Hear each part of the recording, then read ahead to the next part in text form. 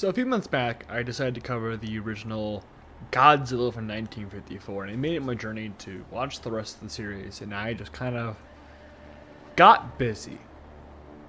By got busy, I mean I got stuck with Resident Evil. But I decided, hey, it's time to watch something else for the channel, or do something else for the channel, and I said, hey, I did Godzilla a few months back, let's do Godzilla raids again. And honestly, a lot of these older Godzilla films, I have zero idea what they're about or what I'm going into. Especially I think this is the Showa era, if I'm not wrong.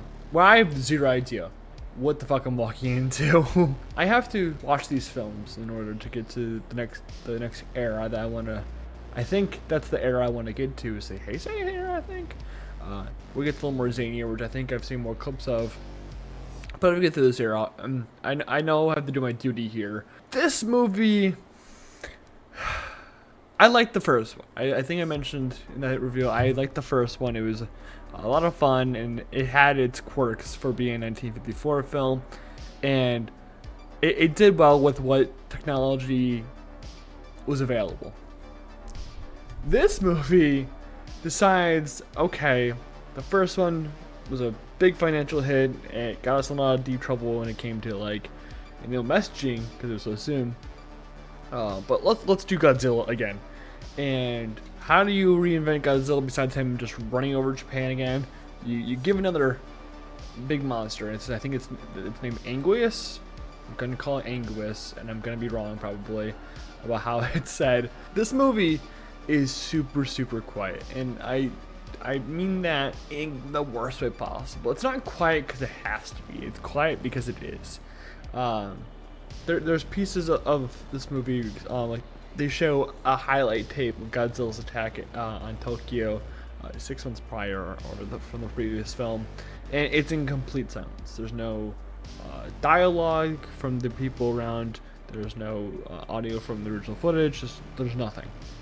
And it's just like, okay, that's how they're doing game film for fucking Godzilla, which is, I think, is hilarious. There's points in this time where it's just there's silence, and there's no dialogue, there's nothing to keep, no score, nothing besides silence, and it's very distracting. It brings me out of the film completely because I'm like, okay, what the fuck's happening? And again, it can be quiet. I love quiet. There's some quiet scenes in cinema that I fucking adore, but it's the fact that there's nothing to adds to it. There's no dramatic addition to it. There's nothing. There's no reason for it to be silent. And this movie, it's I don't know. Anguirus is not really well built. You kind of just don't know where it comes from. That's a prehistoric ankylosaur, and that's awesome. But I don't think they know what the ankylosaur is, because they say it's 20 to 30 feet tall. An ankylosaur's not 20 to 30 feet tall. And I know Godzilla's tiny in these movies. He's not supposed to be this giant beast of a monster just yet. Like he is in -1 and the Monsterverse. He's so tiny. And it's hilarious because they're like, oh, he's this big bad monster. This is a crazy scary monster. And yes, he is quite scary when it comes to in lore. But he's on this island, and he's in this little valley area that goes off to the shore towards the end of the movie, and he looks so small. Either the island is fucking massive, or he is the tiniest little lizard. And it's just, and I get it. It's 1955. You're limited in what technology you have available. You can't keep everything to the same level. It takes away from the jest and the magic from the filmmaking. The conflict between the Ankylosaur or the Anguirus and Godzilla at the midpoint of the film, because it ends after the midpoint of the film, which I think is dumb as hell. That's not how you build a 3-act structure.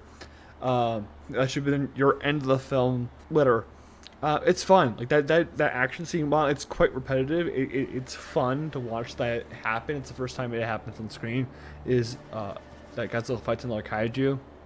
And I think it's cool. I mean, again, it's two guys in a suit. You can kind of tell that from how they move.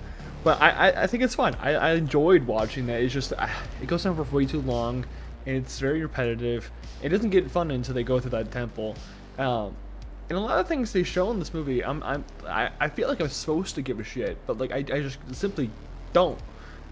Again, I don't know. The story is just lacking. Like the pilots and their history and their relationships, and like one of them, Kobayashi, is like supposed to be into some girl, and I think it's the dispatcher lady. I can't tell though because she's in a different hairstyle. I can't tell if that's her or not, or if that's something else, that's the other dispatcher that was with her at the beginning of the movie.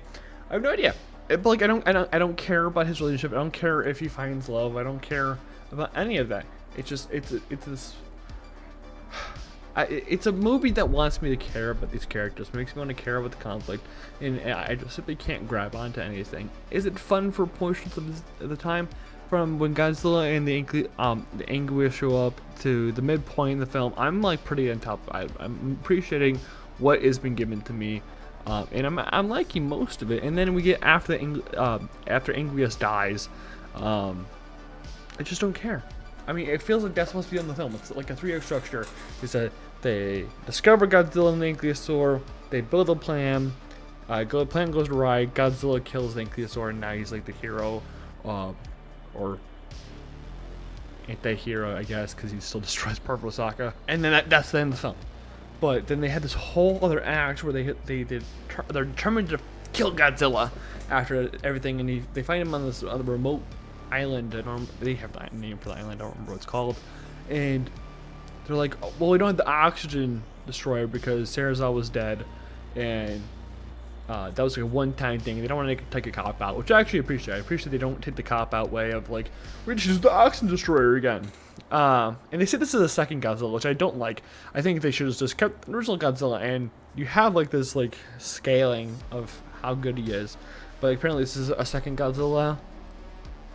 Is there a species? Because to my impression, was that older Godzilla only had one. There was only one Godzilla, and they had a son eventually.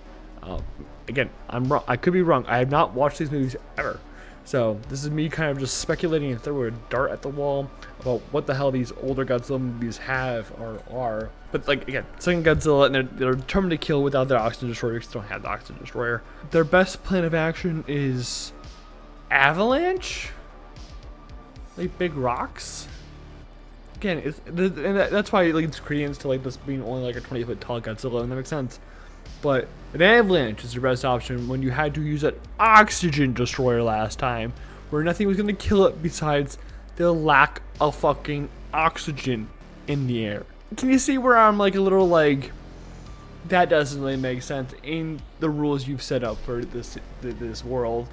So they do that, and Kobayashi makes the effort to try to kill Godzilla through kamikaze, which again, you've seen the Godzilla take an oxygen bomb. Kobayashi, the kamikaze the pilot that commits kamikaze is a fishing scout pilot with no weapons on his plane. What is he doing searching for Godzilla? There was a whole fucking Japanese defense force. You think just running your plane into him is the right option? But eventually that leads to them discovering that they can use the avalanche. I guess they go with that. It's just it's a short film. And honestly, I appreciate that. I didn't have to spend too much time with it. I was just a little frustrated, you know? It's not like I didn't want to like the film. I did like again, like I said, I like parts of the film. It's just that I don't think it fully exerts itself to its fullest potential. And I'm not even asking for it to be too much. If it did something similar to like what 1954's Godzilla did, and you know, the Anguillas and the Godzilla had their battle throughout all of Osaka, and they were like this treacherous thing, and also the military is fighting both of them at the same time, like they do for a portion of it, I'd be like, cool, that makes sense, that's awesome. I actually like that this is a good story, this is a good addition to the story that you built in the first movie, and you have, you're building the stakes of this movie, and it's kind of a letdown. It's kind of just like an okay, like, whatever. I gave it a 2 stars on Letterboxd. I don't know if it deserves the 2 stars on Letterboxd. It just, it feels like a cheap sequel, which it probably was. That just try to cash in on the hype from the first film movie, and I get it. It happens. Like Scream 2 was exactly that, but I just didn't seem to care. I just don't care. This movie makes a lot of things that just don't make sense, and I think it falls apart. Not even under its own weight, under its own development, because it presents ideas and it talks about the ideas presented in the first movie, and doesn't use the first movie's ideas as, you know, a base to like grow. It kind of just does it again, but worse. And they add the ankylosaur, and the ankylosaur is cool. Just I don't care for it because you don't develop the ankylosaur. And I'm looking forward to the next few movies, not the next few movies, like this next group of movies, because eventually we get to like movies that like where we talk about Ghidorah, and I'm like, okay, cool. The Ghidorah has its own like title, so we're gonna develop Ghidorah as a whole threat. And just I'm very interested on what comes up next.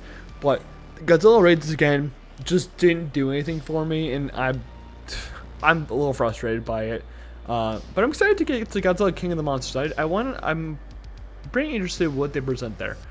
Because I've seen King of the Monsters from the Monsterverse, and I wonder if it's the same idea, like all these monsters that come to attack Godzilla, and he has to defend them off or whatever. I don't know.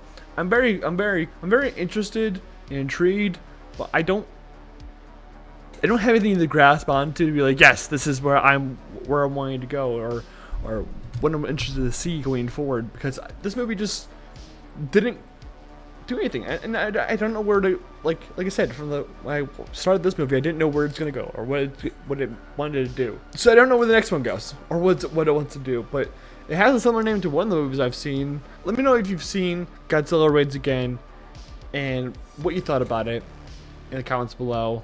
Let me know if the next grouping of films is something I should be really interested in compared to Godzilla Raids Again. Again, I'm going in order of the movies, and I just don't know what the fuck is going on. But until next time, remember to like, subscribe, do whatever. Bye bye.